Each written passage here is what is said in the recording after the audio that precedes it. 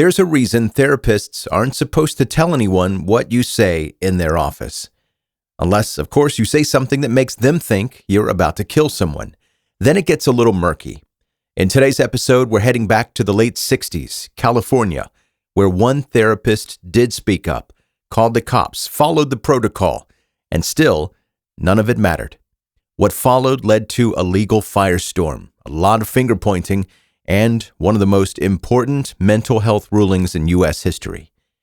But before we dive in, if you like your true crime brief and bingeable, you're in the right place. Hit follow now for at least 2 new episodes every week.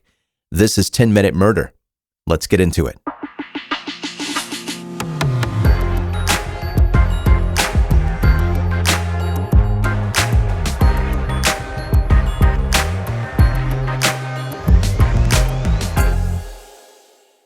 At some point, a lot of us end up sitting across from a therapist.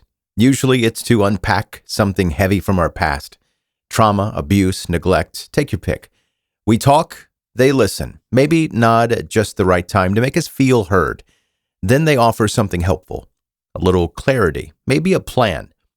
There's a kind of unspoken agreement built into that setup. What's said in the room stays in the room. You open up piece by piece because you trust it's not going anywhere you didn't send it. But mental health isn't a one-size-fits-all. Some people catch the flu and barely notice it. For others, it's deadly. Mental illness works the same way. What helps one person might do nothing for someone else.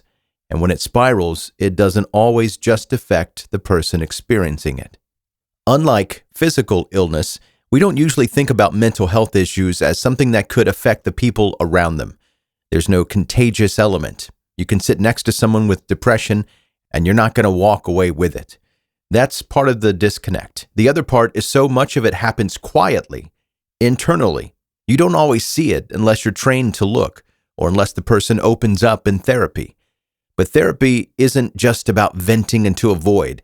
It's about trust and confidentiality. That's the deal. What you say in there stays in there, unless, maybe, it doesn't. Because what happens when someone says something that crosses a line? What if a person tells their therapist they're thinking about hurting someone, and not just hypothetically, not in a dark and stormy journal entry kind of way? What if they have a name, a plan, a calm tone when they say it? Now, the therapist is stuck. On one hand, there's the oath. Patient first, total confidentiality. On the other, there's a very real human being who might be in danger. So what takes priority? The safety of the public or the privacy of the patient? Depending on who you ask, you'll probably get a strong opinion. There are people who believe therapists should step in immediately if there's a threat. And there are people who believe that even hinting at breaking that trust undermines everything therapy is supposed to be. Like most messy, uncomfortable questions in this country, it took a tragedy from the courts to get involved. And that brings us to California in 1967, where a young woman's life and death would push the legal system to draw a line that had never existed before. Today's case takes us to California, the campus of UC Berkeley in the late 1960s. That's where Prosenjit Padar, a student from Bengal, had just arrived to begin his studies. He didn't know anyone yet. He was new to the country, new to the culture, and doing what most international students do, trying to find a place to land. He moved into the International House, a space on campus set up to help students like him feel less isolated. They held weekly events, social mixers, community dinners, even folk dancing lessons. And it was in one of those dance classes that Prosenjit met fellow student named Tatiana Tarasoff. Tatiana was outgoing, easy to talk to, and friendly. The weekly classes gave them plenty of chances to talk, and over time, a friendship started to build. Prosenjit saw something more in it, especially after Tatiana gave him a New Year's Eve kiss. But Tatiana didn't mean it that way. It was a holiday moment, part of the night's celebration, nothing more. When she realized Prosenjit had taken it as something romantic, she tried to let him down gently. She cared about him as a friend, but she wasn't interested in dating him. She was already seeing someone else.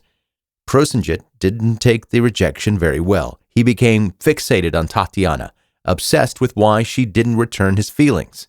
He started following her around campus. He skipped classes. His grades tanked. His friends saw the shift and started to worry. He was withdrawn, unkempt, often seen crying or talking to himself. What had started as a one-sided crush had turned into something far more troubling. By the time Prosenjit was barely speaking to Tatiana, his obsession had taken a darker turn. He began secretly recording their conversations, not to hear her voice again, but to analyze them. He wanted to study her words and find out why she didn't love him back. It was less about heartbreak and more about control. His friends noticed something wasn't right and urged him to seek help. Eventually, he did. Prosenjit started therapy with Dr. Lawrence Moore, a psychologist at UC Berkeley's Cowell Memorial Hospital. And at first, it seemed like he was getting better. He was showing up to appointments. He was engaged. There was a flicker of hope. But hope didn't last long. That summer, while Tatiana was in Brazil, Prosenjit walked into Dr. Moore's office looking bright and upbeat. But during that session, he told the doctor something chilling. When Tatiana came back, he was going to kill her. Dr. Moore immediately recognized the seriousness of what he heard. He tried to reason with Prosenjit, but the moment the session ended, he picked up the phone and called the campus police. He told them that Prosenjit was experiencing an acute paranoid schizophrenic episode and posed a danger to himself and others. Police brought him in, but the man they met wasn't unstable. He was calm, cooperative. He answered their questions clearly and respectfully. Based on how he presented, they decided not to detain him. Dr. Moore's supervisor, Dr. Harvey Powelson, also evaluated Prosenjit and agreed. In his opinion, there was no cause for further action. Dr. Moore wasn't done. He continued pushing for Prosenjit to be committed, but there was only so much he could do. Without legal support from the university or psychiatric backing, his options were limited. Eventually, Prosenjit stopped therapy altogether. Because of doctor-patient confidentiality, Dr. Moore wasn't legally allowed to warn Tatiana or her family. If he did, he risked losing his license. There were no laws in place at the time to protect someone in Tatiana's position, and so no one warned her. By the time Tatiana returned from Brazil, Prosenjit had moved in with her brother. He was no longer in treatment. Police had been told not to intervene, and Tatiana had no idea that Prosenjit had told anyone he planned to kill her. In late October, Prosenjit showed up at Tatiana's house. She wasn't home, but her mother was. Her mom answered the door and told him to leave. He did. Later that evening, he came back. This time, Tatiana answered. Prosenjit asked to talk. Tatiana stepped outside, but something must have felt wrong. She started to scream. That's when he pulled out a pellet gun and a butcher knife. Tatiana ran down the street, screaming. Prosenjit followed. He shot her, caught up to her, and stabbed her repeatedly. Then he calmly called the police, confessed to the murder, and asked to be arrested. Tatiana's family was obviously devastated, and they were furious. They believed, rightfully so, that if they had been warned, even once, they would have never let her leave the house that night, that she might have had the chance to protect herself, that someone could have intervened. They filed a lawsuit against Dr. Moore, Dr. Powelson, the campus police, and the University of California. Their claim was simple. Someone should have told them. They argued that since Prosenjit had disclosed a specific plan to murder Tatiana, and since Dr. Moore had taken the threat so seriously enough to call the police, that there was a clear obligation to notify the people in danger. But the court disagreed. The case was thrown out. The court ruled that Dr. Moore had a greater duty to protect his patient's confidentiality than he did to protect Tatiana's safety. The legal system, at that point, offered no gray area. Tatiana's family did not stop there. They appealed the case and took it to the California State Supreme Court.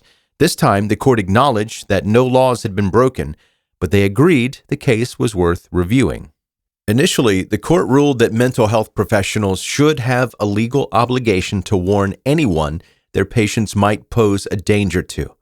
But the psychiatric community pushed back hard. They argued that any breach of confidentiality would destroy trust in the therapeutic relationship. The backlash was strong enough the court went back and reviewed the ruling again. After the second review, the court came to a new conclusion. Mental health professionals have a dual obligation, one to their patients and one to the people their patients might reasonably harm. The justice in the case wrote words that would go on to define this ruling. Quote, "The protective privilege ends where the public peril begins." The court likened mental illness to physical disease. When someone is exposed to a dangerous, contagious illness, doctors are required to notify others who might be at risk. Tatiana's case, they argued, should have been treated the same way. Tatiana's civil case was eventually settled out of court. Prosenjet was found guilty of second-degree murder and sentenced to 5 years. He served 4 of those 5 years. Later, his conviction was overturned. He was released on the condition that he return to India. But the legal legacy he left behind changed how mental health and public safety are handled in the United States. Today, the duty to warn exists because of what happened to Tatiana. And the question that still lingers is this: why did it take a murder for us to figure that out?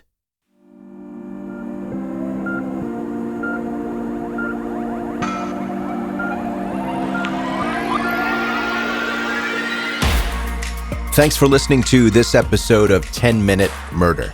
I'm Joe, I'm the host, and if you're a brand new listener to the podcast, make sure you hit subscribe wherever you're listening right now. Also follow along on social media. You can check out the links in the show notes or go to 10minutemurder.com, and also on the website 10minutemurder.com, all kinds of other things that you can check out about the podcast. And I want to say that what happened to Tatiana Tarasoff should never have happened. She didn't know she was in danger because the system decided she didn't need to know. And by the time anyone questioned that decision, it was already too late. Her case changed the law. It forced the courts to draw a line between protecting someone's privacy and protecting someone's life. But it came at a very high cost. And I want to know what you think about the case. You can email me, joe@10minutemurder.com, or in the comments, post what your thoughts are on this super important case to legal history. That's going to do it. That is your episode for today. Thank you so much for listening to 10 Minute Murder.